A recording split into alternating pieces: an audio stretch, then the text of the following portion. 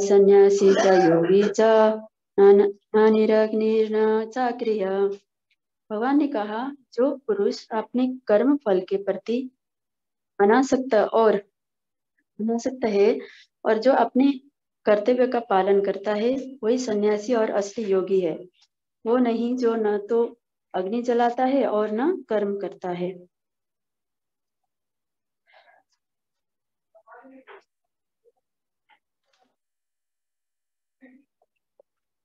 इसमें प्रभुपाद जी इसमें तात्पर्य प्रभुपाद जी के द्वारा प्रभुपाद जी तात्पर्य बता रहे हैं कि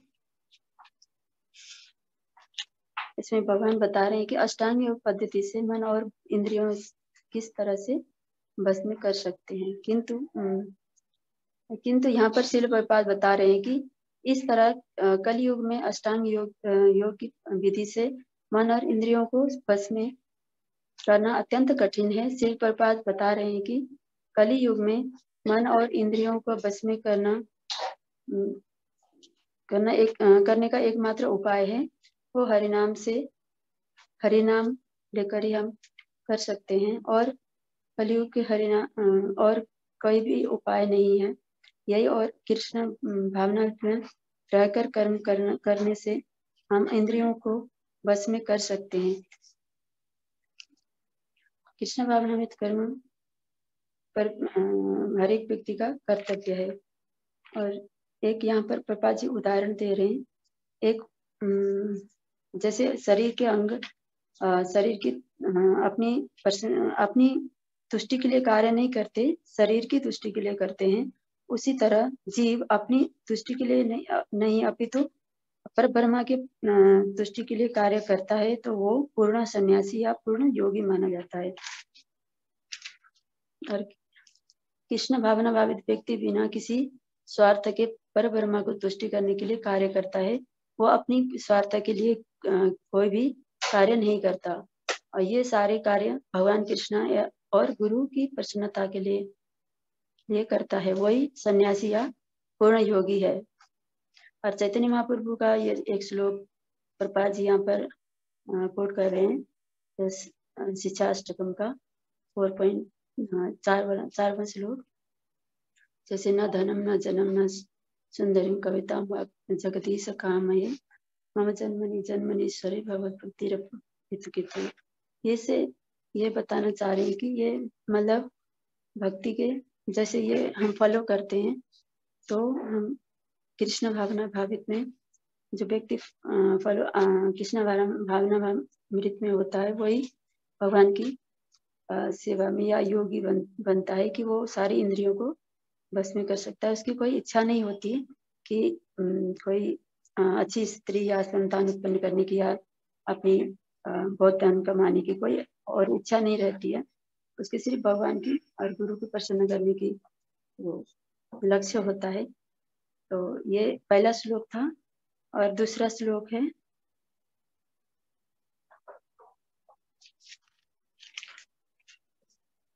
6.2। यम सन्यासी मिति प्राहुर्योगम तम विद्धि पांडव न ही असन्यास संकल्प योगी भवति कंचन। हे पांडुपुत्र, जिसे सन्यास कहते हैं उसे ही तुम योग अर्थात परब्रह्म से युक्त होना जानो, क्योंकि इंद्रिय तृप्ति के लिए इच्छा को त्यागे बिना कोई भी योगी नहीं हो सकता।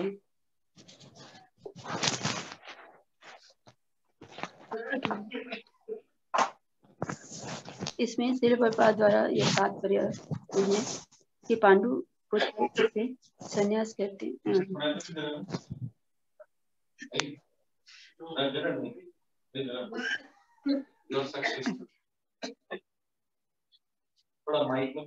तुम हरे कृष्ण योग अर्थात परब्रह्म से युक्त होना जानो, क्योंकि यहाँ से प्रभुपाद बता रहे हैं कि जीव कभी स्वतंत्र नहीं होता, वो भगवान का तटस्थ शक्ति है। जब जीव माया के वशीभूत होता है तो वो बद्ध हो जाता है। जब जीव कृष्ण भावनामृत में होता है तो वो पूर्ण ज्ञान में होता है, और वो सारी इंद्रिय तृप्ति के कार्य को त्याग देता है, जो व्यक्ति कृष्ण भावनामृत में होता है वो उसको अंदर सन्यासी और त्यागी योगी दोनों के गुण पाए जाते हैं। वो व्यक्ति आसानी से इंद्रिय तृप्ति के कार्य को छोड़कर भगवान की तृप्ति के लिए कार्य करता है, इसीलिए वो सन्यासी और योगी कहलाता है। हरे कृष्णा। तो मैं भी अपना ये सोच रही थी कि आप मैं भी प्रभुपाद जी के ये उपदेश को फॉलो करूं और भक्ति में आगे बढ़ूं, कर पाऊं भक्तों की कृपा से। और यही हरे कृष्ण।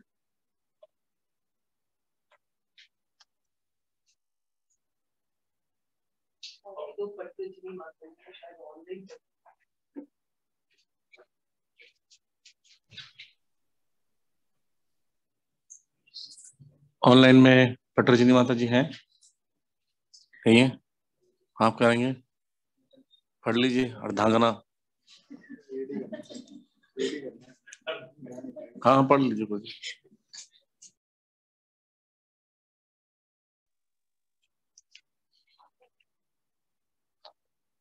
श्लोक संख्या 6.3। आरुरुक्षुर्मुनेर्योगं कर्म कारणम् उच्यते, योगारूढ़स्य तस्यैव शम कारणम् उच्यते। अनुवाद एवं तात्पर्य श्रील प्रभुपाद के द्वारा। श्रील प्रभुपाद की जय। अष्टांग योग के नव साधक के लिए कर्म साधन कहलाता है और योग सिद्ध पुरुष के लिए समस्त भौतिक कार्यकलापों का परित्याग ही साधन कहा जाता है। परमेश्वर से युक्त होने की विधि योग कहलाती है। इसकी तुलना उस सीढ़ी से की जा सकती है जिससे सर्वोच्च आध्यात्मिक सिद्धि प्राप्त की जाती है। यह सीढ़ी जीव की अधम अवस्था से प्रारंभ होकर आध्यात्मिक जीवन के पूर्ण आत्म साक्षात्कार तक जाती है। विभिन्न चढ़ावों के अनुसार इस सीढ़ी के विभिन्न भाग भिन्न भिन्न नामों से जाने जाते हैं, किंतु कुल मिलाकर यह पूरी सीढ़ी योग कहलाती है और इसे 3 भागों में विभाजित किया जा सकता है: ज्ञान योग, ध्यान योग तथा भक्ति योग। सीढ़ी के प्रारंभिक भाग को योगारूढ़ अवस्था और अंतिम भाग को योगारूढ़ कहा जाता है। जहाँ तक अष्टांग योग का संबंध है, विभिन्न यम नियमों तथा आसनों, जो प्राय शारीरिक मुद्राएं ही हैं, के द्वारा ध्यान में प्रविष्ट होने के लिए आरंभिक प्रयासों को सकाम कर्म माना जाता है। ऐसे कर्मों से पूर्ण मानसिक संतुलन प्राप्त होता है जिससे इंद्रियां वश में होती हैं। जब मनुष्य पूर्ण ध्यान में सिद्धहस्त हो जाता है तो विचलित करने वाले समस्त मानसिक कार्य बंद हुए माने जाते हैं। किंतु कृष्ण भावना भावित व्यक्ति प्रारंभ से ही ध्यानावस्थित रहता है, क्योंकि वह निरंतर कृष्ण का चिंतन करता है। इस प्रकार कृष्ण की सेवा में सतत व्यस्त रहने के कारण उसके सारे भौतिक कार्यकलाप बंद हुए माने जाते हैं। श्लोक संख्या 4। यदा हीनेन्द्रियार्थेषु न कर्मस्वन नुषंजते, सर्वसंकल्प सन्यासी योगारूढ़स्तद उच्यते। जब कोई पुरुष समस्त भौतिक इच्छाओं का त्याग करके ना तो इंद्रिय तृप्ति के लिए कार्य करता है, ना सकाम कर्मों में प्रवृत्त होता है, तो वह योगारूढ़ कहलाता है। जब मनुष्य भगवान की दिव्य प्रेमा भक्ति में पूरी तरह लगा रहता है तो वह अपने आप में प्रसन्न रहता है और इस तरह वह इंद्रिय तृप्ति या सकाम कर्म में प्रवृत्त नहीं होता। अन्यथा इंद्रिय तृप्ति में लगना ही पड़ता है, क्योंकि कर्म किए बिना कोई रह नहीं सकता। बिना कृष्ण भावनामृत के मनुष्य सदैव स्वार्थ में तत्पर रहता है, किंतु कृष्ण भावना भावित व्यक्ति कृष्ण की प्रसन्नता के लिए ही सब कुछ करता है। फलतः वह इंद्रिय तृप्ति से पूरी तरह विरक्त रहता है। जिसे ऐसी अनुभूति प्राप्त नहीं है, उसे चाहिए कि भौतिक इच्छाओं से बचे रहने का वह यंत्रवत प्रयास करे, तभी वह योग की सीढ़ी से ऊपर पहुंच सकता है। हरे कृष्ण।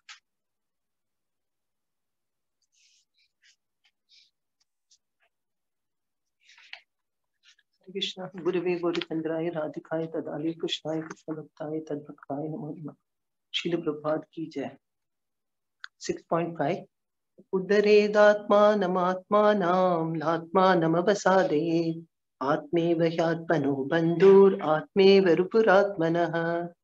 मनुष्य को चाहिए कि अपने मन की सहायता से अपना उद्धार करे और अपने को नीचे ना गिरने दे।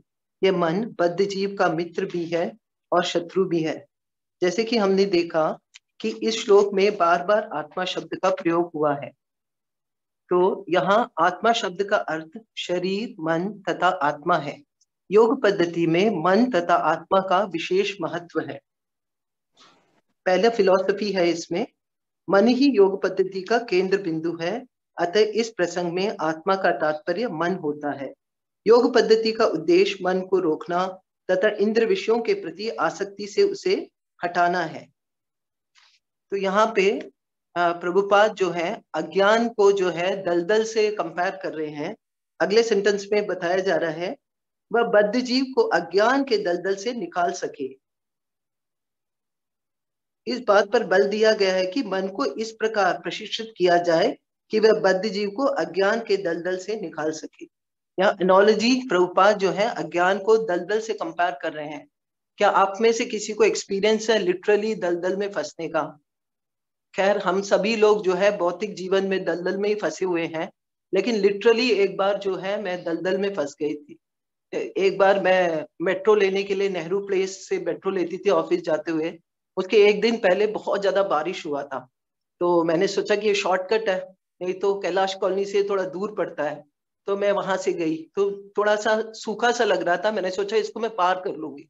तो जैसे ही मैंने उसमें पैर रखा उस उधर एकदम फंस गई उसमें, और एकदम दोनों पैर मेरा उसमें दबता चला गया और आसपास कोई भी नहीं था। और क्या हुआ, मैंने सोचा अब मैं इसको निकालूं कैसे, ऑफिस भी जाना है। तो मैंने महामंत्र बोला, हरे कृष्णा बोला और जोर से पैर को दोनों को निकाला। तो स्पोर्ट शूज पहना हुआ था, पूरा शूज जो है कीचड़ से मतलब बिल्कुल लपालप हो गया था। तो मैंने कहा अब क्या करूं, फिर घर गई, फिर दूसरे स्लीपर्स पहने, फिर मैं गई। तो मुझे ये लग रहा था, ये जब मैंने पढ़ा तो प्रभुपाद ने बिल्कुल सही बोला था। मतलब अज्ञान जो है बिल्कुल दलदल के बराबर है।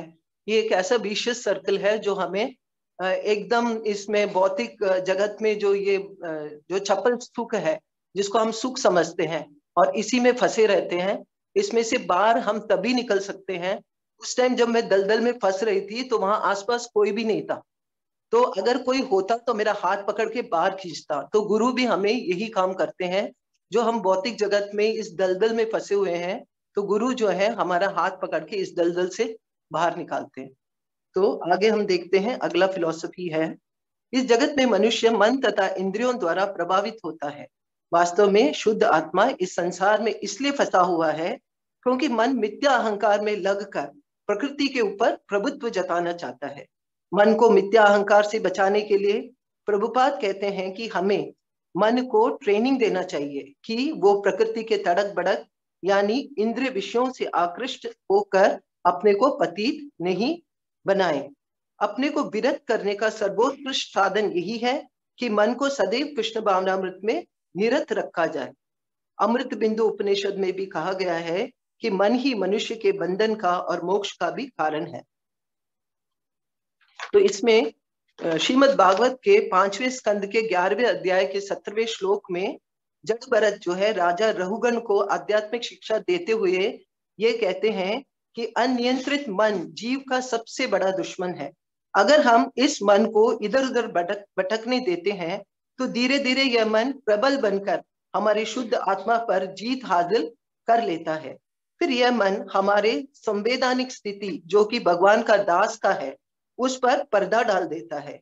इस मन को कंट्रोल करने का एक तरीका है, इसकी उपेक्षा करो, यानी कि मन की बातों को नेग्लेक्ट करो। मन हमेशा ही कुछ न कुछ तर्क देता रहता है। जब हम कोई भी अच्छा काम करने लगते हैं तो भौतिक प्रलोभन देता रहता है, उस वक्त हमें उसको नेग्लेक्ट करने का जो तरीका है इसको सीखना चाहिए। सभी शास्त्रों का यही आदेश है। दूसरी बात, रहुगण को जड़ भरत ने ये कहा कि मन को वश में करने का दूसरा उपाय है, श्रील प्रभुपाद अपने पपोट में बता रहे हैं कि गुरु के आदेशों का दृढ़ता से पालन करना और अपने आप को भगवान की सेवा में लगाना। इस प्रकार यह मन अपने आप वश में आ जाता है। चैतन्य महाप्रभु ने श्रील रूप गोस्वामी को अनुदेश देते हुए कहा, ब्रह्मांड बर्बिते कोनो भाग्यवान जीव, गुरु कृष्ण प्रसादे पाए भक्ति लता बीज। जब किसी को भगवान और गुरु की कृपा से भक्ति लता बीज की प्राप्ति होती है तो उसका वास्तविक जीवन प्रारंभ होता है। अगर कोई अपने गुरु के आदेश का पालन करता है तो उसे कृष्ण की कृपा से मन के आदेशों से छुटकारा मिल जाता है। यानी कि हम 100% अपने गुरु की आज्ञाओं को पालन करेंगे तो ये मन जो है, जो हमें भटकाता है, ये भटकाना छोड़ देगा। श्रील प्रभुपाद भी एक पत्र में यमुना माता जी को निर्देश देते हुए कहते हैं कि कृष्ण भावनामृत में बने रहने के लिए निरंतर हमें भगवान की सेवा करना चाहिए, क्योंकि भगवान की सेवा करते हुए जो है हम इस मन को बहुत इफर्टलेसली जो है वश में कर सकते हैं। आगे इसमें प्रैक्टिकल एप्लीकेशन मेरा ये रहेगा कि सभी मन कृष्ण पदार बिंदु, जैसे अम्बरीश महाराज जो थे एक राज ऋषि थे, और वो जो है अपने सारे इंद्रियों को भगवान की सेवा में निरंतर लगा के रखते थे। केन केन प्रकारेण मन कृष्ण निमेशे। भक्ति सिद्धांत सरस्वती ठाकुर महाराज कहते हैं कि इस मन को काबू करने के लिए इसको सवेरे उठ के 100 जूते मारो और रात को सोते हुए और झाड़ू मारो। इसका मतलब ये नहीं कि लिटरली हमें झाड़ू, या क्योंकि मन को तो हम देख ही नहीं सकते, तो हमें क्या करना है, इस मन को नेग्लेक्ट करना है। जब भी हम कोई ऐसे काम करते हैं, अंदर से एक आवाज आती है कि नहीं, ये आध्यात्मिक उन्नति के लिए सही नहीं है, लेकिन कभी कभी हम उसको नजरअंदाज कर देते हैं, लेकिन हमें उसको सुनना है। तो इस प्रकार जो है हम मन को जीत सकते हैं। तो मैं पूरी कोशिश करूंगी कि मेरे जीवन का शेष समय का हर पल कृष्ण भावनामृत में ही रहे, व्यर्थ की बातों में अपने जीवन को नष्ट ना करूं। ऐसे करने के लिए मैं गुरु, साधु और शास्त्र के आदेशों का कठोरता से पालन करूंगी। हरे कृष्णा। श्रील प्रभुपाद की जय।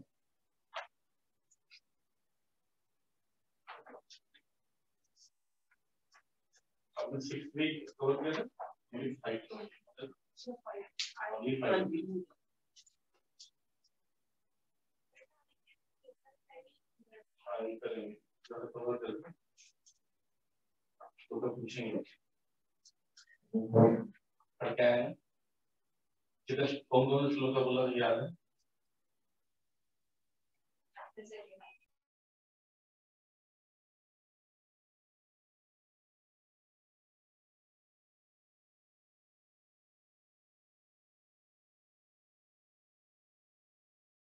Prabhuji, you are on mute. We can't hear you.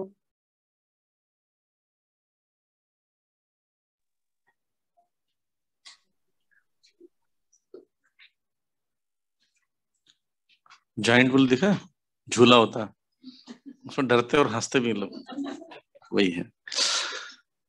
तो अध्याय 6 है ध्यान योग, और हमने इसका थोड़ा सा इंट्रोडक्शन ले लिया था 27 और 28वें श्लोक में। वहां पर भगवान बता रहे हैं कि किस प्रकार कोई व्यक्ति कर्म योगी ध्यान योग में कैसे प्रवेश करता है।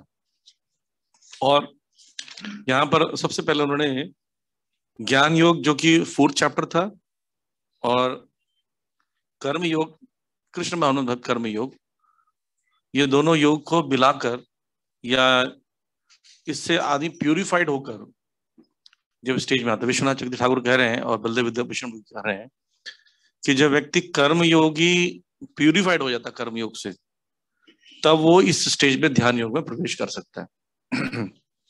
ये स्टेज तो होते ही हैं, कर्म योग से ज्ञान योग, ज्ञान योग से ध्यान योग। तो पहला कर्मयोगी 3rd चैप्टर था कर्मयोगी, वो थोड़ा प्योर हुआ तो किसमें चला गया, ज्ञान योग में। और ज्ञान योग के बाद वो प्योर होने के बाद उसको नॉलेज हो गया, तो अब नॉलेज के साथ कर्म योग को कर रहा है, तो उसको बोलते हैं निष्काम कर्म योग। उसको डिटैचमेंट आ गया उसके अंदर में, क्या मुझे फल भगवान को ही देना है, पूरी तरह समर्पित हो गया। अब वो उससे प्यूरिफाइड हो गया, तब वो उसी जो परमात्मा हमारे हृदय में उस पर ध्यान लगा रहा है। तो इसलिए यहां पर 2 वर्ड यूज किया, ध्यान कीजिए। इंपॉर्टेंट क्या है, आपको फलम कार्यम कर्म करोति स सन्यासी च योगी च न निरग्निर चाक्रिया। सन्यासी और योगी का 2 नाम लिया भगवान ने। क्यों लिया? सन्यासी को कंपैरिजन कर रहे हैं कर्म योग से, ज्ञान योग से, ज्ञान जो सन्यास ले लेते हैं, और योगी को कि योग भी, योगी जो ध्यान योगी उसकी बात कर रहे हैं। वो दोनों को बता रहे हैं एक्चुअली ध्यान योगी होने के लिए ये दोनों क्वालिफिकेशन से ज्यादा जरूरी क्या है कि अनाश्रिता कर्म फलम, यानी कि कर्म फल से जो अनाश्रित है वो व्यक्ति ज्ञान योगी भी हो सकता है, बन सकता है, और ध्यान योगी भी। समझ रहे? यहां से 2 स्टेज निकल सकते हैं उसके। अगर वो ज्ञान योग मार्ग में जाना चाहता है यहां से, तब भी जा सकता है, और यहां से ध्यान योग में। क्योंकि बोले ना सन्यासी ना योगी, इंपॉर्टेंट रोल क्या है, उस पुरुष को कर्म फल के प्रति अनासक्त होना। वो हम लोग पिछले चैप्टर में पढ़ चुके हैं कि कर्म फल से कैसे अनासक्त हो, राइट। तो जैसे उदाहरण देते हैं यहाँ पर, आप देखिए तात्पर्य में सेकंड पैराग्राफ का जो पहला लाइन है, कभी कभी सन्यासी सोचते हैं कि उन्हें सारे कार्यों से मुक्ति मिल गई है, अतः वे अग्निहोत्र यज्ञ करना बंद कर देते हैं। लेकिन वस्तुतः वह स्वार्थ ही है, क्योंकि उनका लक्ष्य निराकार ब्रह्म से तादात्म्य स्थापित करना होता है। ऐसी इच्छा, ऐसी भौतिक इच्छा से तो श्रेष्ठ है, किंतु ये स्वार्थ से रहित नहीं होते, क्योंकि इसमें भी अपना ही सोचते हैं। इसी प्रकार जो योगी समस्त कर्म बंद करके अर्ध निमिलित नेत्रों से योगाभ्यास करता है, वो भी आत्मतुष्टि की इच्छा पूरी करता है। तो जी बोले, लेकिन जो व्यक्ति कृष्ण भावनामृत व्यक्ति है, बिना किसी स्वार्थ के पूर्ण ब्रह्म की तुष्टि के लिए कर्म करता है। कृष्ण भावनाभावी व्यक्ति को कभी भी आत्मतुष्टि की इच्छा नहीं रहती, उसका एकमात्र लक्ष्य कृष्ण को प्रसन्न करना रहता है, अतः वो पूर्ण सन्यासी, पूर्ण योगी है। तो यहाँ पर प्रभुपाद जी इसको समझा रहे हैं कि निष्काम कर्म योग जो है अभी भी सुपीरियर है। समझ रहे हैं यहाँ पर प्रभुपाद जी क्या बता रहे हैं? निष्काम कर्म योग ज्ञान योग से और ध्यान योग से अभी भी सुपीरियर है। इसीलिए इस 6 अध्यायों को भी कि कौन से कैटेगरी में रखते हैं? कर्म योग में। क्वेश्चन आना चाहिए, जब कर्म योग 6 चैप्टर कर्म योग है, बाद के ज्ञान योग है, तो फिर ये ध्यान योग कहाँ जाएगा? तो ध्यान योग में भी ये हर जगह बताया गया बार बार कि कर्म योग से जो कर्म फल है उसका त्याग करने वाला व्यक्ति जो है वो सुपीरियर है। यानी कि अगर कोई व्यक्ति कर्म का फल का त्याग कर रहा है और ध्यान कृष्ण पर लगा रहा है, तो उसका मतलब वो ध्यान योगी से भी ज्यादा सुपीरियर, यहाँ एक बात बता रहे हैं। इसलिए आप लोग सन्यासी वो है जो कि भगवान पर आश्रित रहता है, भगवान के हिसाब से करता है। इसके लिए एग्जाम्पल दे रहे हैं, श्लोक जन्म सुंदरी कविता जगदीश कामये मम जन्मनि जन्मनीश्वरे भवताद भक्ति रहेगी। तो मैं जन्म जन्मांतर हो सके पर क्या चाहता हूँ आपकी अहेतु की भक्ति। तो देखो इसमें आप कुछ स्वार्थ नहीं है, न धन चाहिए, न जन चाहिए, न सुंदरी, न कविता, मुझे क्या चाहिए? आपकी अहेतु की भक्ति। सिर्फ भक्ति भी नहीं, अहेतु की भक्ति। तो इसका मतलब वो स्वार्थी नहीं है, और जो स्वार्थी नहीं है वो असली सन्यासी। एक लेक्चर में सुन रहा था, प्रभुपाद जी बोले सन्यास लिया नहीं जाता, सन्यास हो जाता है। क्यों से बोल रहे प्रभुपाद जी? हाँ, सम्यक रूपेण न्यास। न्यास का मतलब त्याग होता है। पूर्ण रूप से कोई अंदर से विरक्त हो गया, वो सन्यास हो गया है। आश्रम, किसी आश्रम में भी रह रहा कोई मतलब नहीं उससे। जैसे हमारे मंदिर में भी रजिता मित्रपु है, राधा दामोदरपु है, मोहन रूप जी, एक्चुअली सन्यासी वो लेना नहीं चाह रहे हैं, अलग बात है, वो प्रोसेस में नहीं चाह रहे, राइट। जैसे आप में से कई लोग दीक्षा का फॉर्म भरे हैं, गुरु में घर में गुरु की पूजा कर रहे हैं, उनको गुरु मान लिया है, वो आपको डिसाइबल मान चुके हैं, प्रोसेस चल रहा है, यू आर डिसाइबल। अगर मान लीजिए अभी दीक्षा नहीं होती है किसी कारणवश से, और यहाँ से गोलोक धाम गुरु जी चले गए, स्टिल यू आर डिसाइबल। आप भी गोलोक धाम जाओगे, वो आपको लेके आएंगे स्टिल, क्योंकि आप प्रोसेस में ऐड हो चुके हो। वो एक सेरेमनी बाकी, बस लड़का लड़की स्त्री पुरुष आसक्त हो गए, आपस में एक साथ रहने लगे हैं, तो वो एक्चुअली पति पत्नी है, क्योंकि मन से एक दूसरे को पति पत्नी मान लिया है, वो ज्यादा जरूरी है। वो जो सेरेमनी होता है ना विवाह वाला, उसका कोई, अगर मान लीजिए दूसरे मान ही नहीं रहे तो दूसरे दिन भी वापस जा सकते हैं घर। वो मैं नहीं मानता तुम्हें पत्नी, यही होता है ना, पत्नी दूसरे को नहीं मानता, तलाक क्यों होता है? सिर्फ मानते नहीं इसलिए। जैसे कि एक बार एक पति पूछता है पत्नी से कि तुम तो बड़े वो शादी के दिन बोल रहे थे कि मैं जो तुम बोलोगे मैं करूंगी, शादी के दिन पंडित जी बोल रहे थे सब आज्ञा का पालन करूंगी, तो फिर अब मानती क्यों नहीं? बोलते वहां मैं क्या झगड़ा करती सबके बीच में, बहस थोड़ी करती। तो पॉइंट इज दैट कि वहां पर अगर नहीं मान रहे हो और ऐसे बाहर में झगड़ा कर रही है, वहां मान भी लिया बाहर में झगड़ा करो, तो कहाँ गए वो पति पत्नी? कहाँ है? ऐसे गुरु ने आपको शिष्य मान लिया है और शिष्य ने आपको गुरु मान लिया है। वैसे किसी ने सन्यास की स्थिति तक पहुंच चुका है, वो नहीं ले रहा अंदर से। सन्यास का पर्पस क्या है? सन्यास का पर्पस क्या बताइए? प्रीचिंग। पूरी तरह सोशली डेड होता हूं। सोशल से कोई सोसाइटी से कोई मतलब नहीं उसको। उसको कृष्ण और कृष्ण भक्ति से मतलब है, नॉर्मल सोसाइटी से कोई मतलब नहीं। अगर उस लेवल पे इतना डिटैच हो गया व्यक्ति, ऐसे जीवन जी रहे जैसे सन्यासी जीता है, हो गया। आप पढ़ेंगे कृष्णा श्रीमद् भागवतम में है, जो वर्णन आता है ना वसंत ऋतु का, पतझड़ ऋतु का वर्णन आता है ऋतुओं का, उससे बता रहे हैं कि चारों आश्रम में कष्ट है, लेकिन चारों आश्रम में एक एक बूंद भक्ति के डाल देंगे ना, चारों आश्रम में आनंद आ जाता है। ब्रह्मचारी को अपने श्लोक का रटना है, भिक्षा मांगनी, सब है, भक्ति करने से सब खत्म। सन्यासी का रहता है, सन्यासी कितना कठोर नियम है। सन्यासी को उठे और वो नहा धो के जैसे बाहर निकले, जिधर मुंह हो जाए उधर चलना है, इतना कठोर नियम है। लेकिन भक्ति करने से नियम नहीं। भक्ति करने से टारगेट बना के प्रीचिंग करने जा सकता है कि मैं बॉस्टन जाऊंगा प्रीचिंग करने, मैं अमेरिका जाऊंगा, प्लान कर सकता है, कोई दोष नहीं है। तो यही है कि अहेतु की भक्ति जब कर रहा है तो ऑटोमेटिकली वो एडवांस है इन दोनों से। और सेकंड श्लोका में वर्णन कर रहे हैं कि एक्चुअली सन्यास का मतलब क्या है, कि जिसको सन्यास कहते हैं। तो इस शब्द प्रयोग किया गया है असन्यस्त संकल्पो, है ना, ना ही असन्यस्त संकल्पो योगी भवति कश्चन। बोलते हैं उससे ही तुम योग अर्थात परम ब्रह्म से युक्त होना जानो, क्योंकि इंद्र तृप्ति के लिए इच्छा को त्यागे बिना कोई भी कभी योगी नहीं हो सकता। समझ रहे हैं? इंद्र तृप्ति की जो इच्छा है ना, वो खत्म होना ज्यादा जरूरी है।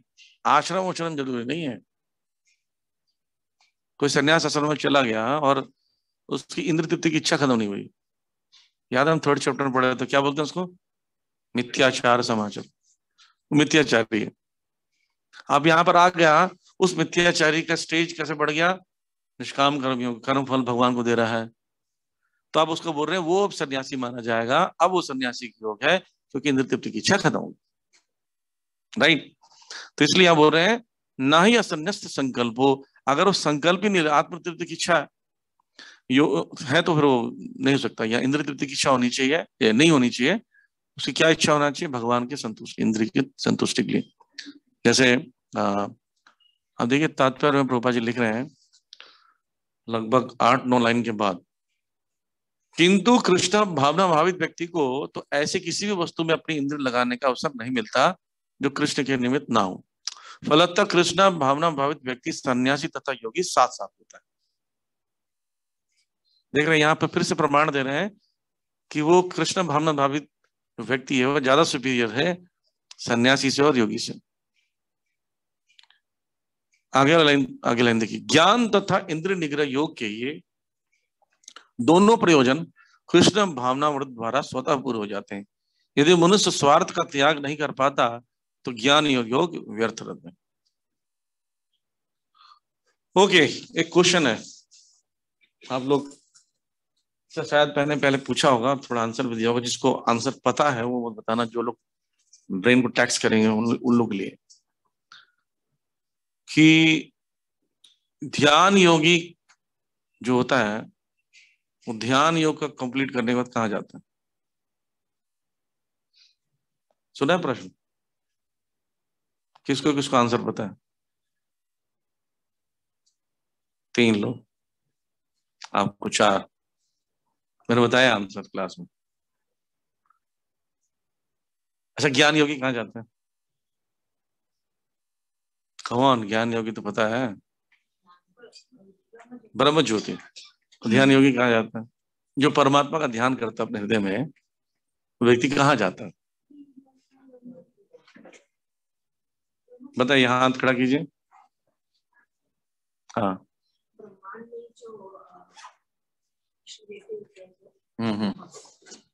और एक ही आंसर नहीं है इसमें, 3 आंसर। हाँ, 3 आंसर है। क्या क्या है, कौन बताएगा? और ओके, बताइए आप 3 आंसर में और कौन कहाँ जाता है। चलिए मैं इसको जब ये योग रूट पढ़ लेंगे तब मैं बताऊंगा उसका आंसर, तब समझ में आएगा, अभी समझ में नहीं आया। मैं देखना चाह रहा था किसको किसको पता है, फिर उस हिसाब से मैं समझाऊंगा। भक्ति शास्त्र पढ़े? हाँ हाँ हाँ, मैंने बताया। ठीक है, ओके। आगे है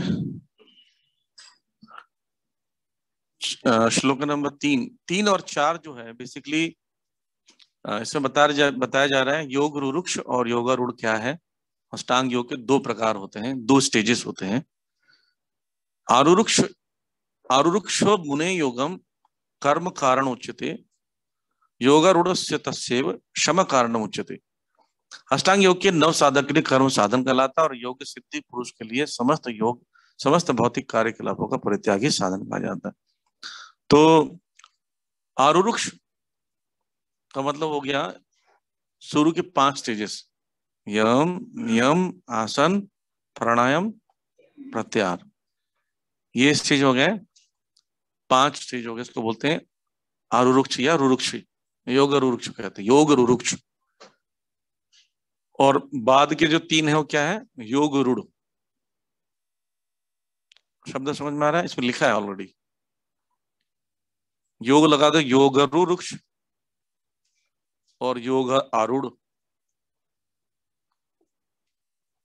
हमने बताया था लास्ट क्लास में, जैसे आम है, वो जब वो छोटा सा बना रहता है आम पेड़ पर ही, धीरे धीरे धीरे जब बड़ा होता है तो जब पूरा विकसित हो जाता है, अब उससे ज्यादा बड़ा नहीं होगा पर अभी भी कच्चा है, तो विकसित होना पूरा जो हो गया ये योग रुरुक्ष हो गया।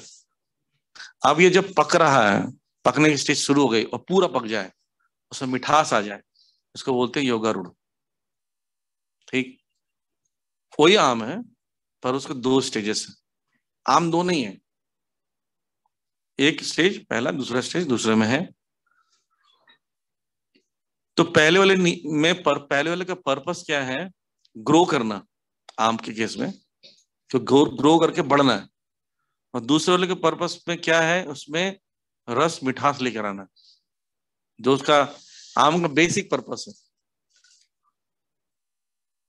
तो योगारूढ़ स्टेज में यम नियम आसन प्राणायाम प्रत्याहार। तो यम नियम क्या है, यम किसको कहते हैं, नियम किसको कहते हैं? यम मतलब डोंट्स, नियम मतलब डूज, क्या करना है, ये करना चाहिए और ये नहीं करना चाहिए।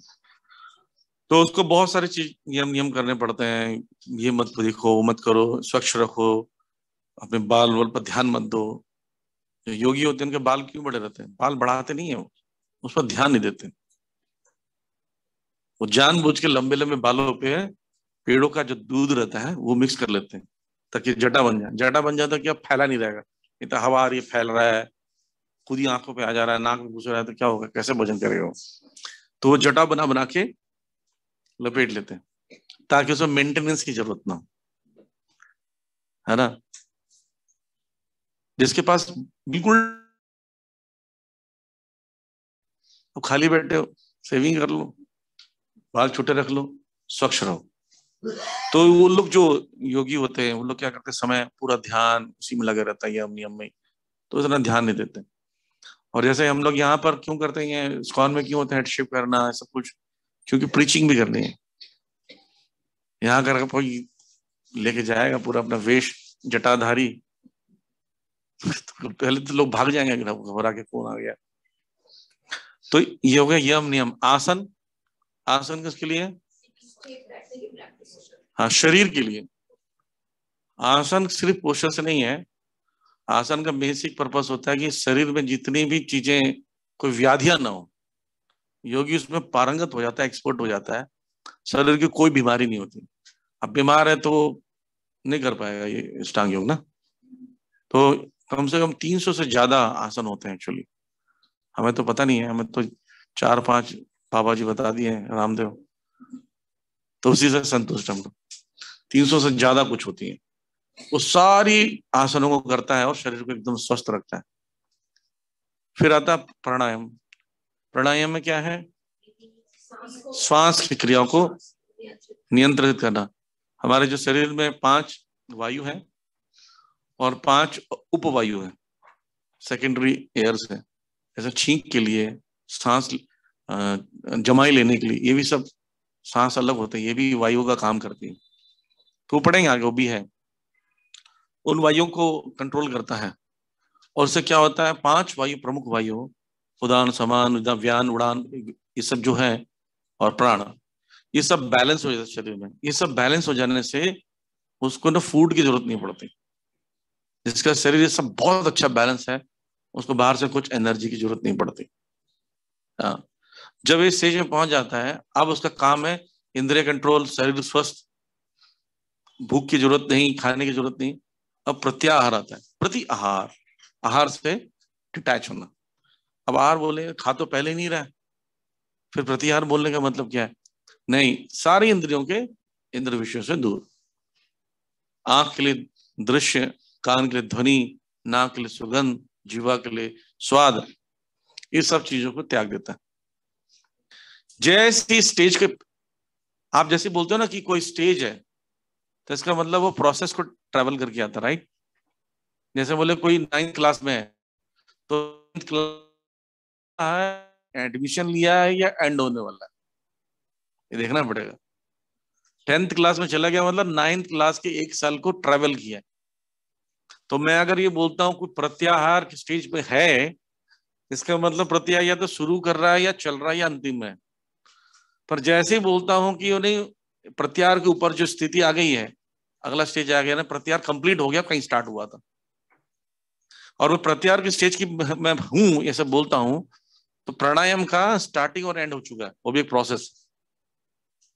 ये कोई बिंदु नहीं है, आज हुआ कल हुआ, ऐसा नहीं है। धीरे धीरे धीरे धीरे जाता है, अलग स्टेज, स्टेज हायर स्टेज आता है, फिर और हायर स्टेज आता है, राइट? तो प्रत्याहार में वो प्रारंभ करता है धीरे धीरे धीरे करके, जब पूरी तरह अपनी इंद्रियों को सब कुछ देना बंद कर देता है, तो अंतिम स्टेज में क्या होता है, प्रत्याहार के मन को कंट्रोल कर लेता है। अब देखिए, ध्यान से देखिए श्लोक को, 3रा और 4था श्लोक देखिए। 3रे और 4थे श्लोक में ये बताया गया है कैसे योग रूढ़ करते हैं, तो उसके बाद मन को कंट्रोल करते हैं। इसलिए मन का श्लोक 5वां 6वां है, ठीक है? जब वो बोले कि योग रूढ़ करके अपने मन को कंट्रोल कर लो, मैं दूसरे उदाहरण से समझता हूँ, समझाता हूँ। मान लीजिए आपने बहुत मेहनत करके जंगल में जाके एक शेर को पकड़ लिया, ठीक, शेर को पकड़ के पिंजरे में रख लिया। अब व्हाट नेक्स्ट, करना क्या है शेर का? भाई उससे कुछ काम लेना है या ऐसी पकड़ के छोड़ देना? इतना मेहनत कौन करेगा? अगर जब मेहनत करने का पर्पस कुछ होता है ना, बहुत मुश्किल से एक आदमी को पकड़ा है, सर इसको करना क्या है, छोड़ दो उसको, ये कि पकड़ा क्यों फिर? तो मन को पकड़ के करना क्या है, उसको लगाना है भगवान को। यहां से शुरू होता है ध्यान योगी का चुनाव, धारणा। धारणा का मतलब क्या है? सिलेक्शन। क्या है? सिद्धि चाहिए। हाँ, अब वो क्या चाहिए? सिद्धि चाहिए या ब्रह्मज्योति चाहिए या परमात्मा का दर्शन चाहिए या भक्ति चाहिए? चुनाव करता व्यक्ति। तो शुरू के जो 3 है वो उसमें ज्यादातर फंस जाते हैं, तो भक्ति योग प्रारंभ नहीं होता। अष्ट सिद्धि मिल जाती है, या कभी कभी प्लैनेट्स में चल जाते हैं, जैसे हमने फोटो देखा होगा प्रभुपाद जी, भगवत गीता में बना हुआ है कि उसके सिर से फोड़ कर चंद्रमा में जा रहा है ना, यो भी अष्टांग योगी होता है। वो उसको लगता है मैं दूसरे प्लैनेट पे चले जाऊंगा, ठीक है, चले जाता है, ठीक है। तो ये पॉइंट क्लियर हो रहा है? क्लियर है सबको? नहीं, चेहरा देख के लग रहा हो नहीं रहा कुछ, क्या बोल रहे हैं प्रभु जी, पता नहीं। मैं डायग्राम बना देता हूँ आप लोग का।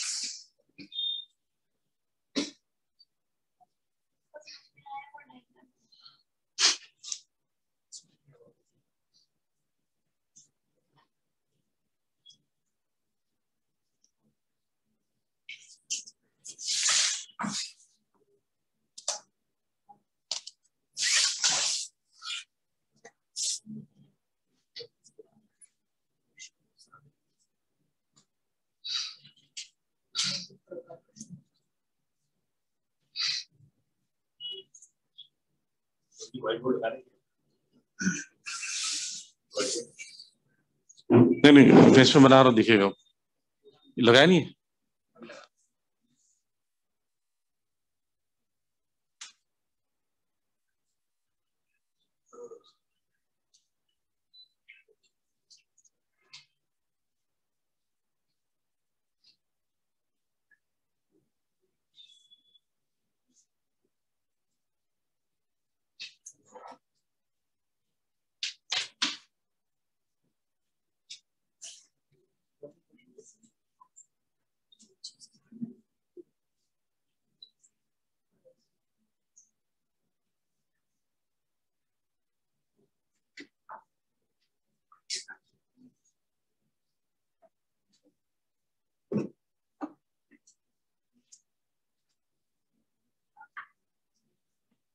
हो गया।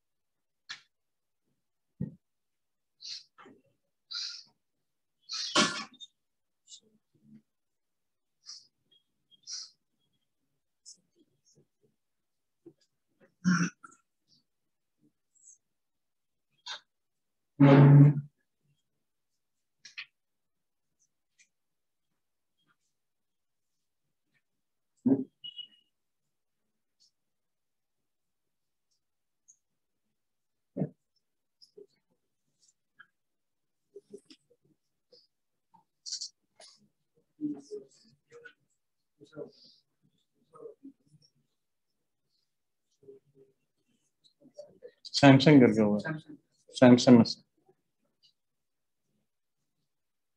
शेयर का ऑप्शन दे रहा। कौन है होस्ट? Host become host.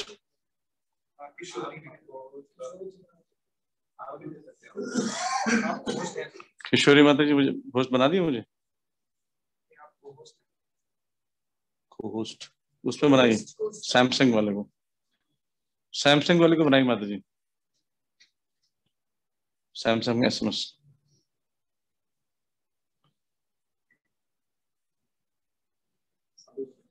आपको बना दिया। जय माता की। सैमसंग वाला देखे ना, उसको बनाइए, सैमसंग वाले को। ठीक है। सब ऑनलाइन के लिए हो रहा है ये सब, और कोई वीडियो ऑन नहीं किया ऑनलाइन वाले। जी ये अगर होस्ट नहीं बनाएंगे तो होस्ट से बन जाएगा ना। जी चल नहीं रहा। बनाया जी हो बन नहीं रहे हो।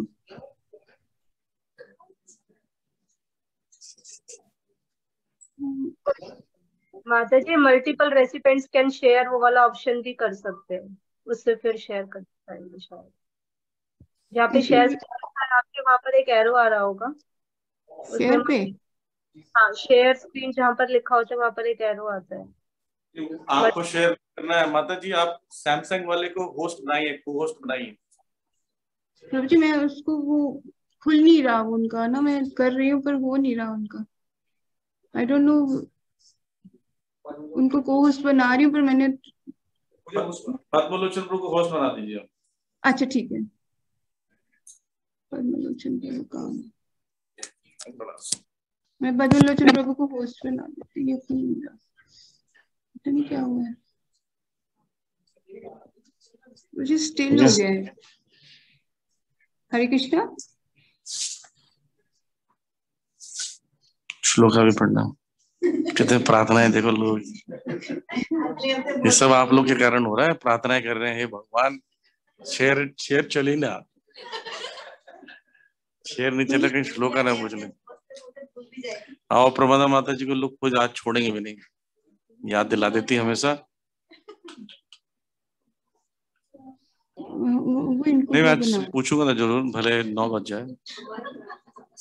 प्रभु जी बना दिया, हाँ प्रभु जी बना दिया, उनको को होस्ट बना दिया।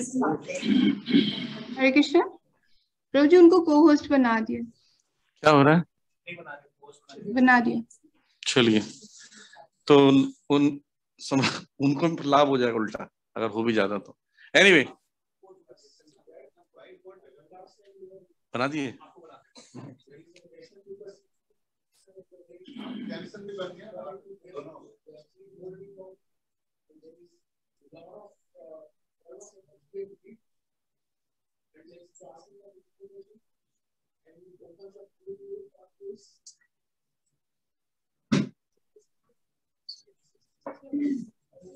दिख रहा है?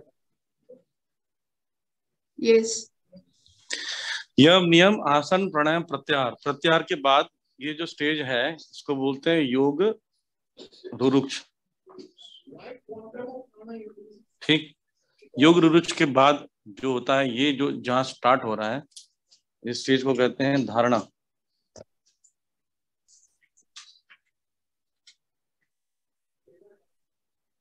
धारणा स्टेज में डिसाइड कर रहे हैं कहाँ अष्ट सिद्धि जाएंगे, परमात्मा जाएंगे, ब्रह्मज्योति जाएंगे, भक्ति। इवन परमात्मा से भक्ति होगा था, कभी कभी ऐसे भी आ सकता है। दिख रहा है ना? अब क्लियर है? कुंजू कुंजू थोड़ा थोड़ा।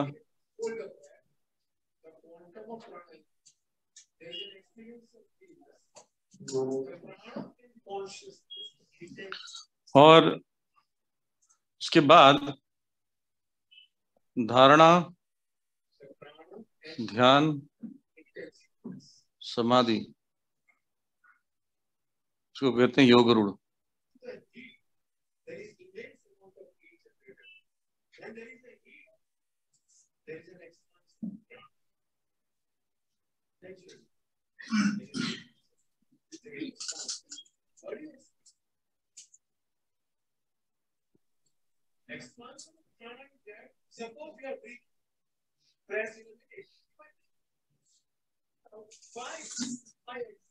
क्लियर है? परमात्मा से भक्ति की हो, ऐसे है ब्रह्म ज्योति से भक्ति, तो दोनों से ही हो गया। सॉरी, ये मैं गलत लिख दिया। Thank you, correction.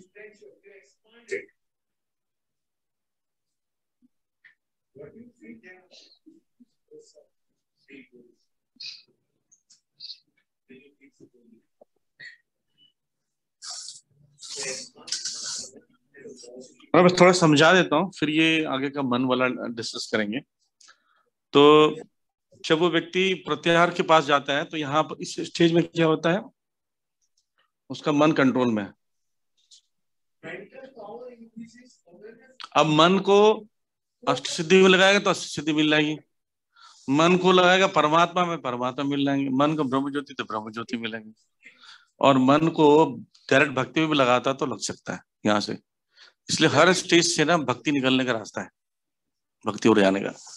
तो मैं परमात्मा से क्यों लिखा, क्योंकि मन को जो परमात्मा में लगाता है, और परमात्मा लगाकर ध्यान लगाते जब परमात्मा का दर्शन करता है, तो जिस सबसे फेवरेट व्यक्ति आपका, आपका पसंदीदा व्यक्ति आपके जब सामने आ जाता है, तो आपको लगता है इसके लिए कुछ करो। जैसे मान लीजिए कोई आपका फेवरेट हीरो है, हीरोइन है, कोई मोदी जी है, वो आ जाएंगे तो उसके लिए कुछ सर्विस करने की इच्छा होगी। और सर्विस क्या है? भक्ति है कि उसको क्या खिलाओ, उसको कुछ गिफ्ट दे दें, उसका तारीफ करें, बैठने के लिए स्थान दे दें, ऐसा सोचने लगते हैं, दैट इज भक्ति। तो परमात्मा जब उसको दिखने लगते हैं, इतना सुंदर रूप है परमात्मा, भगवान इतना सुंदर रूप है, ऐसे उसको लगता है कि मैं इसके लिए कुछ क्यों ना करूं। तो ये जो इच्छा जागृत होती है, इससे भक्ति योग प्रारंभ हो जाता है। ठीक, अष्ट सिद्धि आप जानते हैं, थोड़ा सा डिस्कस करेंगे अभी जब आगे 4 श्लोक के बाद। और ये परमात्मा वाला जो फीचर है, परमात्मा से व्यक्ति का डेस्टिनेशन कहाँ होता है? यहीं पर वैकुंठ है, आपको पता है? भौतिक संसार में एक वैकुंठ है, जानते हैं कहाँ है? श्वेताद्वीप कहते हैं, क्षीर सागर। उसका प्रमाण क्या है? उसका प्रमाण 2 लोग हैं, दुर्वासा मुनि और भृगु मुनि। दुर्वासा मुनि को चक्र में दौड़ाया था, कहाँ गए थे? अगर कोई व्यक्ति अपराधी हो तो भगवान के धाम कैसे जाएगा? इसका मतलब यही भौतिक संसार में कुछ होना चाहिए जहाँ विष्णु निवास करते हैं, उसके पास जाए। वो बोले भाई तुम जितनी स्पीड से आए उतनी स्पीड से वापस चले जाओ, मैं कुछ हेल्प नहीं कर सकता, तुमने अम्बरीश महाराज के प्रति अपराध किया है, वही तुम्हें क्षमा करेंगे। तो शिव जी ब्रह्मा जी तो चलो इस ब्रह्मांड में मिल जाएंगे, आप विष्णु जी कैसे मिलेंगे फिर? अब और बोले वैकुंठ पहुंच गए, वैकुंठ में भी उन्होंने कोई त्राण नहीं मिला तो वापस आए, वापस आके उन्होंने क्षमा मांगी अम्बरीश महाराज से। अगर वो वैकुंठ होगा तो यद गत्वा न निवर्तन तद्धामम परमम, वो स्टेटमेंट वो गलत हो जाएगा। भृगु मुनि गए, भृगु मुनि चेक करने के लिए सिर्फ जाएंगे तो वापस क्यों आएंगे? ऐसा कोई चेक करता है क्या वैकुंठ जाके? तो ये दोनों उदाहरण ऐसे। और श्वेतादीप अच्छा, दूसरा तीसरा उदाहरण, ये जो देवता जाते हैं प्रार्थना करने के लिए, क्षीर सागर जाते हैं, विष्णु के घर दिखते नहीं, विष्णु जब ब्रह्मा जी को दिखते हैं, अगर वहां चले गए तो देवता फिर वहां से इच्छा ही नहीं होगी कि वृत्तासुर को मारने के लिए कुछ हेल्प कीजिए, या जो हेल्प मांगते हैं मटेरियल वो नहीं मांगेंगे। तो कई लोग कंफ्यूज है, तो वैकुंठ यहीं पे है। और जो ये गीता दान करते हैं 7 कल्प तक रहते हैं वापस आ जाते हैं, ये वही यही वाला वैकुंठ है, क्षीर सागर वाला, यहाँ पर जाते हैं 7 कल्पों तक। 7 कल्पों को तो जाने के बाद वापस आने का सवाल क्यों आ रहा है फिर? अगर वो वैकुंठ होता तो या गत्वा न निवर्तन फिर वहां पर लागू हो जाता। मतलब ये इसी वैकुंठ की बात हो रही है। गीता दान, एक गीता दान करने से 7 कल्पों तक इस वैकुंठ में निवास मिलेगा। नहीं तो बोले प्रभु जी 7 कल्प तो वापस जाना पड़ेगा, अपनी भगवत गीता वापस ले लो। तो उसका आंसर भी है, 7 कल्प समझते कितना होता है? एक कल्प मतलब 43 लाख मल्टीप्लाई 1000, क्या हो गया ये? एक कल्प मल्टीप्लाई 7। इतना समय कोई भगवान के साथ रहेगा तो यहाँ आने लग रहेगा, वो प्योर बन चुका है, वो तो वहीं से जाएगा सीधा असली वैकुंठ। हाँ, एक भगवत गीता से। तो कृपया ये भगवत गीता लीजिए, ऐसा बोलना है लोगों को, ठीक है? ये क्लियर है? कोई प्रश्न है?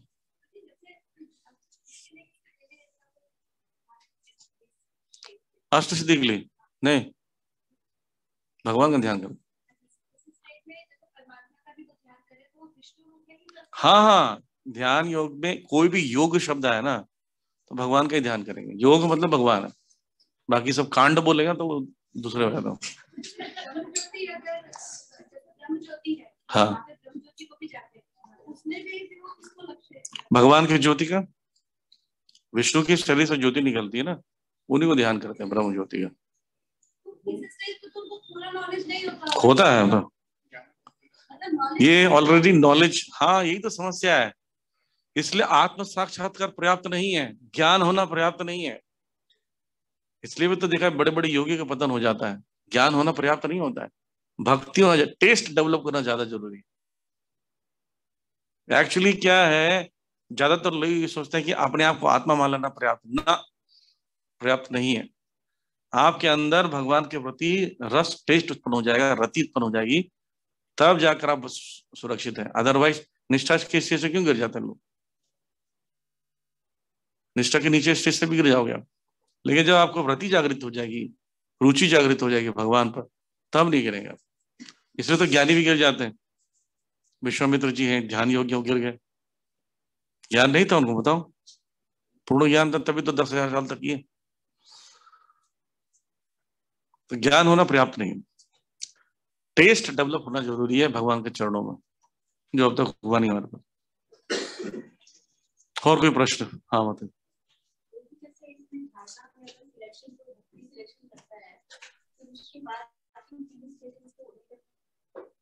बाकी किसकी चीज जरूरत नहीं, नहीं डायरेक्ट एंट्री। भक्तियों का ये तो फायदा है। भक्तियों को करना क्या है? लिफ्ट में बैठ के बटन दबाना, लिफ्ट या खींच कर ले जा रहा। सोच, भक्ति योग के प्रोसेस को अपनाने में कोई, अच्छा बताओ, आप मुझे बताओ, आप लोग कौन सी तपस्या करते हो? एकादशी में पनीर खाते हो और सुबह उठते हो तो आपका हेल्थ अच्छा ही रहता है। लोग कुत्ता घुमाने उठते हैं, आप भगवान को दर्शन करने उठते। परिक्रमा जो करते आप गन्ने का जूस पीते पीते, क्या तपस्या बताओ भक्ति में? आपको आनंद, केवल आनंद। हाँ, कितनी फैसिलिटी देखिए। इसमें तो कोई, मुझे तो नहीं लगता कि कोई तपस्या है भक्ति में, कोई तपस्या नहीं है। बस एक ही तपस्या है कि ये सब चीजों में आना है। लिफ्ट के अंदर घुसना ही तपस्या है, बटन दबाने तपस्या, ये तपस्या है कोई? आज बहुत मेहनत करके मैंने लिफ्ट का बटन दबाया, फिर लिफ्ट अपने आप ले जाती है। इसलिए लिफ्ट के अंदर सरेंडर इंपॉर्टेंट है कि मैं लिफ्ट में जाऊंगा और उस लिफ्ट में खड़ा रहूंगा। बार बार लिफ्ट से खोल के निकलने की कोशिश करो तो क्या होगा? फंस जाओगे, लिफ्ट बंद हो जाएगा, गड़बड़ हो जाएगा। बस इतना ही करना है कि मुझे लिफ्ट छोड़ना नहीं है, लिफ्ट में ही रहना है, बाकी लिफ्ट का पावर आपको लिफ्ट करे। यस।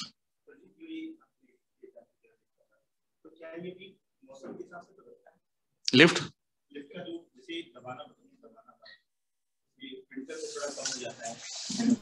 नहीं नहीं, कुछ लोग क्या करते हैं ना, बीच में 2-4 बटन और दबा देते, तो रुक रुक के जाता है। कई लोग स्टॉप, शरारती बच्चे क्या करते हैं, बीच में स्टॉप का बटन दबा देता है, इमरजेंसी बटन दबा देता है ना? तो वही हम शरारती बच्चे हैं कि सर्दियों में मंगल आरती नहीं आते हैं। यस प्रभु। आप बता रहे थे कि यानी को आत्म साक्षात्कार है, तो आप लोग इसलिए प्रश्न तो नहीं पूछ रहे कि श्लोका ने पढ़ बोलना पड़ेगा। ये इसका फोटो खींचना है, ग्रुप में भेजना है,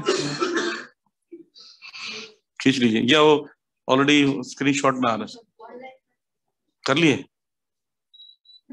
नहीं यार, कर लीजिए, ऑनलाइन वाला कर लो, ठीक है? स्क्रीनशॉट में भी मैं कर रहा हूँ।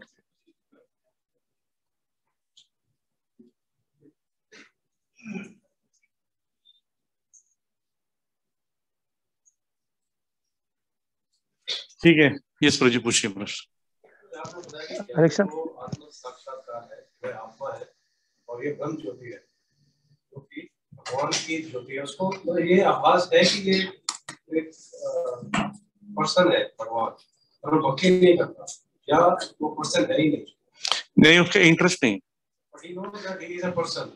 हाँ, एक्चुअली क्या होता है, जैसे आपको ज्ञान होता है, कई चीजों को देखना ज्ञान होता है, लेकिन आप इग्नोर करते हो।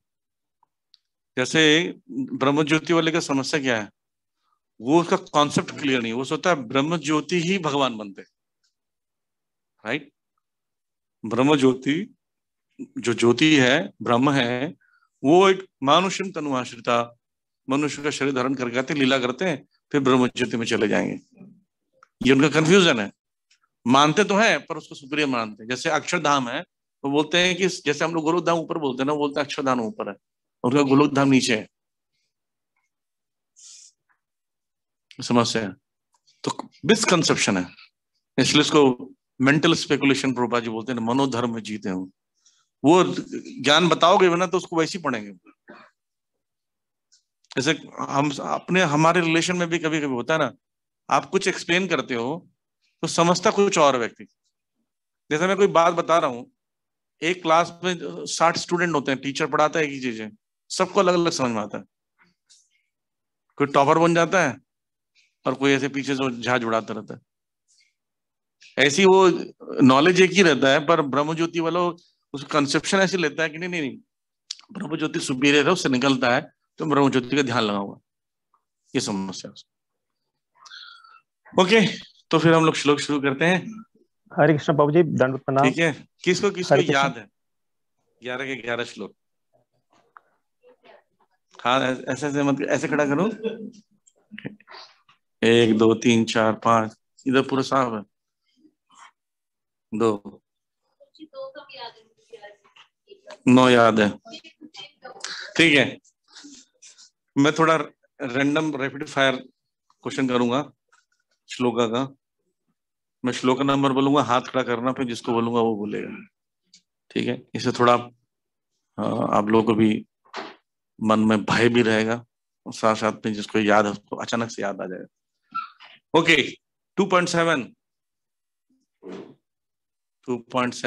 बोलिए प्रभु, जोर से बोलिए। माइक, हैंड माइक नहीं।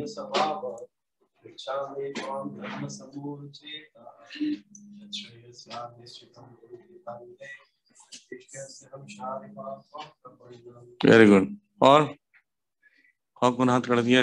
माता जी बोली, सीता सेवी का माता जी।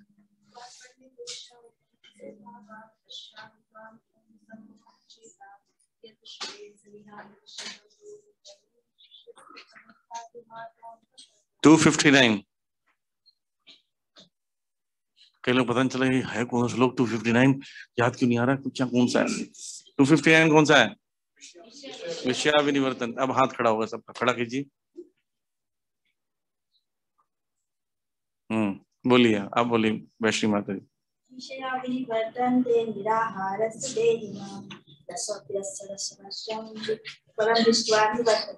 ओके 69 बोलिए।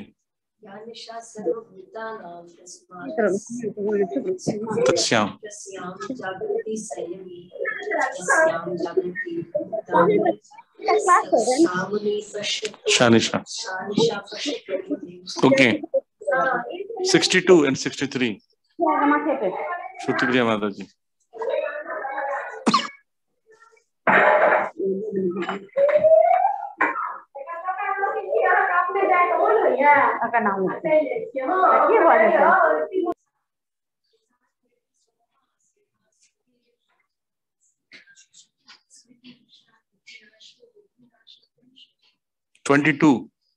टू 22 प्रभु जी लोग, हम ऑफिस जाते हैं, कहाँ टाइम मिलता हमें? बोलिए बोलिए, प्रभु जी कोई नहीं बोलेगा। सब विनम्र हो गए, सिर झुका के बैठे हैं। हाँ बोलिए प्रभु।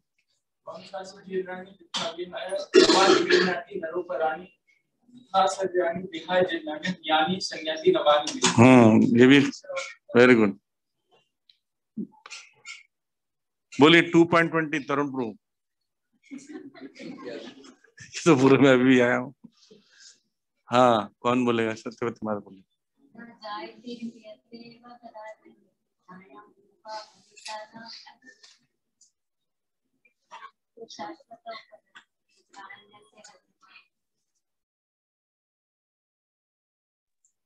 ओके ऑनलाइन वाले भी बोलेंगे, तैयार रहना, ठीक है? सोच रहे अच्छा है वो लोग फंस गए ऑफलाइन वाले।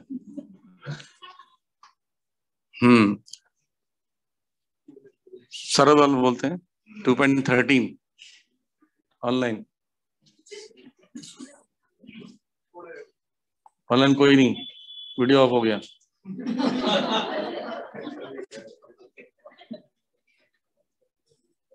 दैनोऽस्मिन् यथा देहे कौमार यौवनं जरा तथा देहांतरा प्राप्ते धीरेस्तत्र। लोगों ने अपना नाम ही से नहीं लिखा है।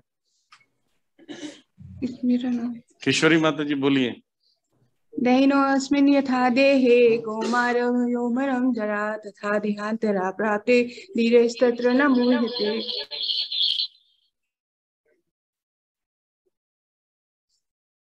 दोबारा बोलिए, दोबारा। दैनोऽस्मिन् यथा देहे कौमार यौवनं जरा तथा देहांतरा प्राप्ते धीरेस्तत्र न मुह्यते। कृष्ण चंद्रिका माता जी कौन है? वो हाथ खड़ा किए, बोलिए। कृष्णा चावल माता जी। हाँ देहिनोऽस्मिन् यथा देहे कौमारं यौवनं जरा तथा देहांतर प्राप्ति धीरस्तत्र न मुह्यति।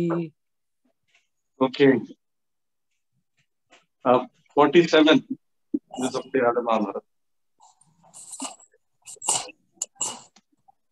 ऑनलाइन कौन बोलेगा?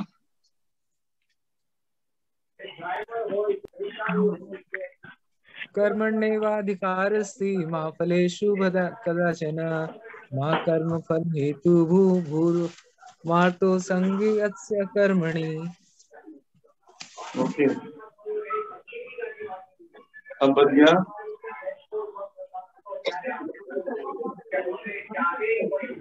1.1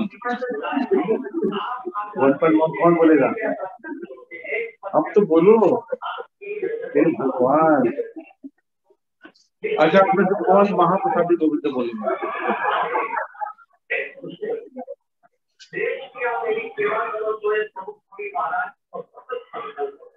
महाप्रसादी तो बोल दो।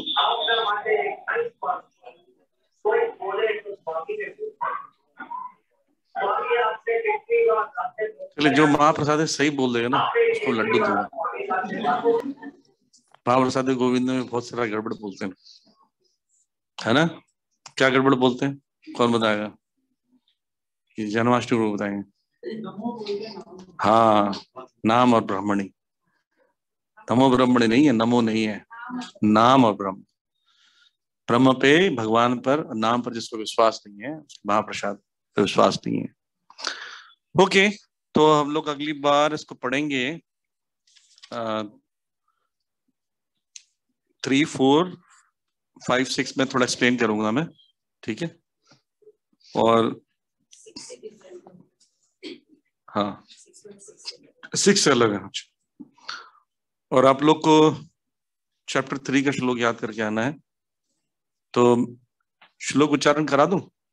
लेट हो जाएगा थोड़ा, 5 मिनट करा देता हूँ। चैप्टर 3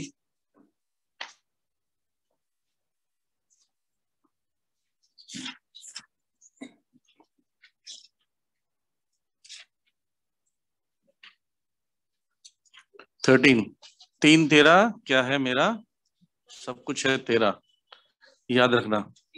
3 13 याद है ना? कई लोग नहीं होंगे ना। मिल गया? सब लोग ओपन कर लिए? ऑनलाइन वालों ओपन हो गया? यज्ञ शिष्टासिनः संतो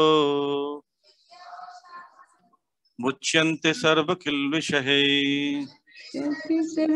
भुञ्जते त्वघं पापा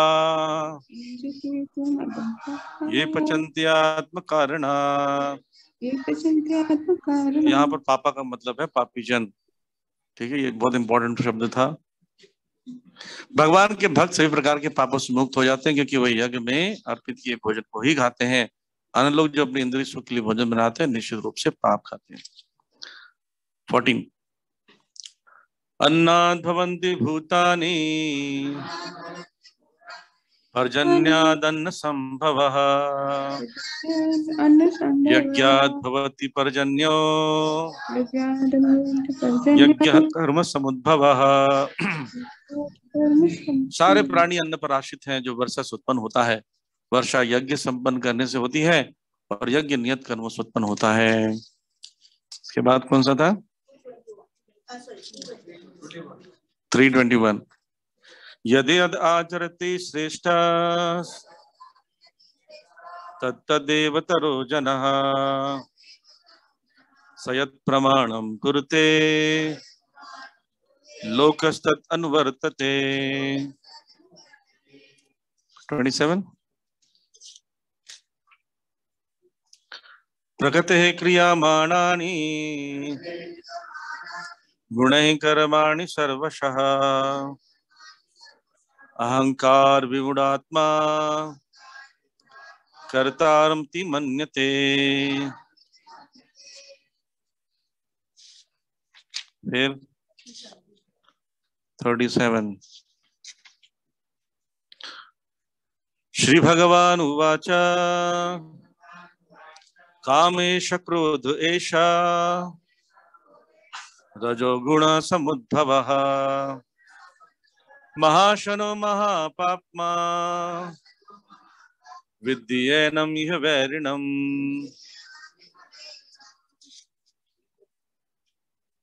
हाँ, श्री भगवान उवाच कामेश क्रोध एषा रजोगुण समुद्भवः महाशनो महापाप्मा विद्येनं इह वैरिणम्। 39 आवृत्तं ज्ञानमेतेन ज्ञानिनो नित्यवैरिणा कामरूपेण कौन्तेय दुष्पुरेणानलेन च। 42 इंद्रियाणि पराणि आहुर् इंद्रिभ्यः परं मनः मनसस्तु परा बुद्ध्योर् बुद्धेः परतस्तु सः। बस इतना ही है, सरल है, ज्यादा कठिन नहीं है। तो याद करके आइए और पुरुषों का इज्जत रखिए, है ना। माता याद नहीं, और लोग प्रैक्टिस कर रहे हैं, थोड़ा सा प्रैक्टिस करें तो याद हो जाएगा। ओके। परमात्मा के एक तो भक्ति योग होता है,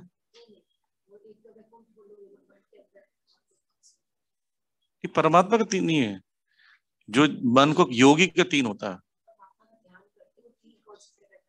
हाँ, एक तो ब्रह्म ज्योति में जाते हैं परमात्मा का ध्यान करने पर। हाँ, ध्यान तो परमात्मा का ही करेगा वो। ध्यान जो चारों चीज मैंने बताया ना, वो चारों में ध्यान परमात्मा करता है, पर उससे क्या चाहता है? एक में अष्ट सिद्धि चाहता है, एक में ब्रह्म ज्योति चाहता है, एक में परमात्मा चाहता है, दूसरे में, चौथे में भक्ति चाहता है। ध्यान परमात्मा ही करेगा वो।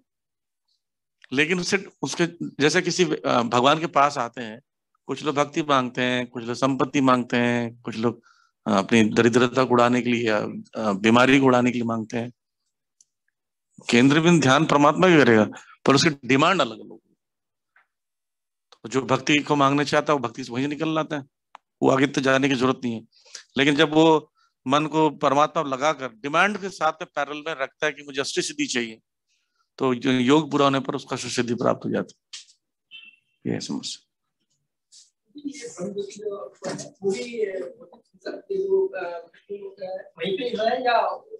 ब्रह्मांड से परे। हाँ, मार्जिनल वर्ल्ड, स्पिरिचुअल वर्ल्ड नहीं है। बॉर्डर है, बॉर्डर पर कोई नहीं रहता। कौन सा क्षेत्र? विरजा नदी नहीं, कारण सागर, उसमें एक ब्रह्म ज्योति एरिया होता है। ब्रह्म ज्योति को समझोगे ना, जैसे आपका चेयर है, चेयर एक बैठने की जगह है, पर चेयर वाली जगह पे भी ब्रह्म ज्योति आ रही है, रोशनी आ रही है, राइट। तो आप ब्रह्म ज्योति के अंदर भी हो, यानी इस भौतिक संसार में ब्रह्म ज्योति का प्रभाव तो है ना, लेकिन जब इस ब्रह्मांड से बाहर निकल के स्पेशली ज्योति के अंदर जाना चाहता है, तो सिर्फ रोशनी के अंदर जाना चाहता है। देखिए, अच्छा बताइए, ये बताइए मुझे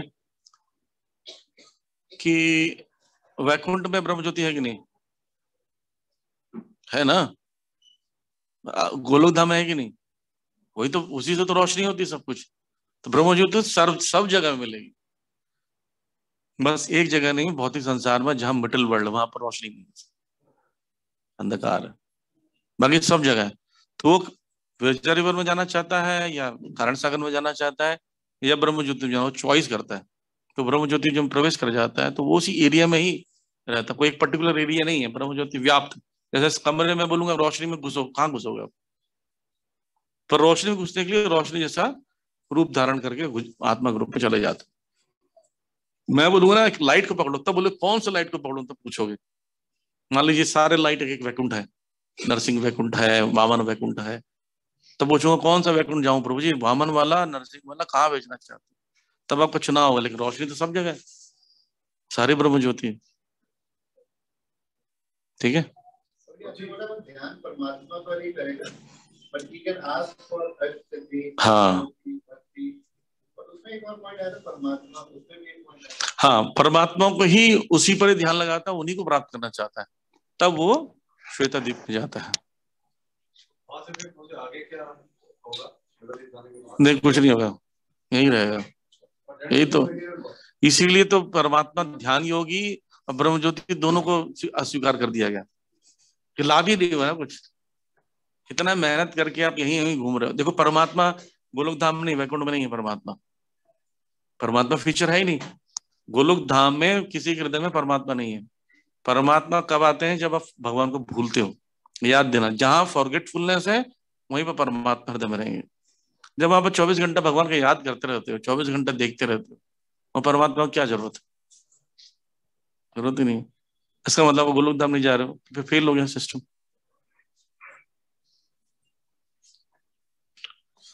okay, thank you very much.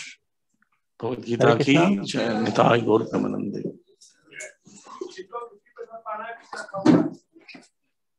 और